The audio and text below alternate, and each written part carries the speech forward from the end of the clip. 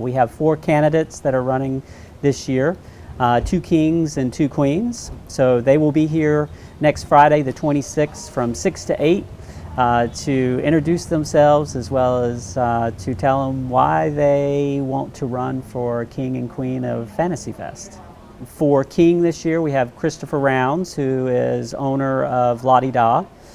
He is running for King, as well as Tommy Ryan, who lives in the Big Pine area, which is great. A lot of people know Tommy. He's a retired fireman and was one of the 9/11 firefighters that was on the scene during 9/11. For Queen, we have Jane Roschneider. Jane is a local artist here. She did the mosaic at one of our properties at Point Siena Royale, and plus she's a diver, so she has a lot of connections with the water sports companies. And then we have Kristen Livingood, who lives in the Marathon and Big Pine area. Kristen works for the Weekly newspaper and is also a photographer.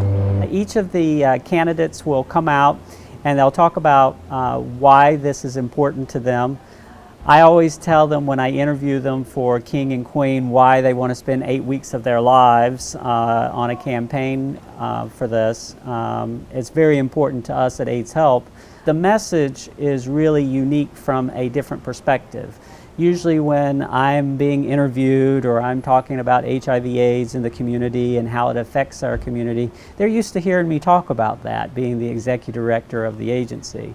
But to have an ambassador who is approaching this on their own time and gathering their friends and families and everyone they know to support them, it's very interesting to hear their perspective of their message. Some of the messages that you'll hear on the 26th are range from a personal connection, whether they lost a family member due to HIV/AIDS, or they have a direct relationship with the agency because they know how hard it is to provide services for people living with HIV/AIDS. The money that is raised goes toward direct services. It doesn't go to pay for any of the salaries of anyone who is employed at the agency. What has happened is we are serving more people living with HIV/AIDS than the agency has ever done before.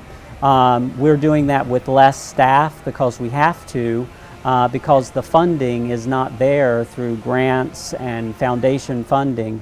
So much of a big thank you to the people that are going to be providing venues to have their events, just like the Southernmost. A big thank you for the Southernmost offering the venue for the kickoff on the 26th, as well as the people that are behind the scenes, the volunteers that set up, and a big shout out thank yous for participating with each of these candidates over the next 8 weeks. Because I always say it doesn't matter who is going to be king or queen, they're all winners. They're all winners in our community.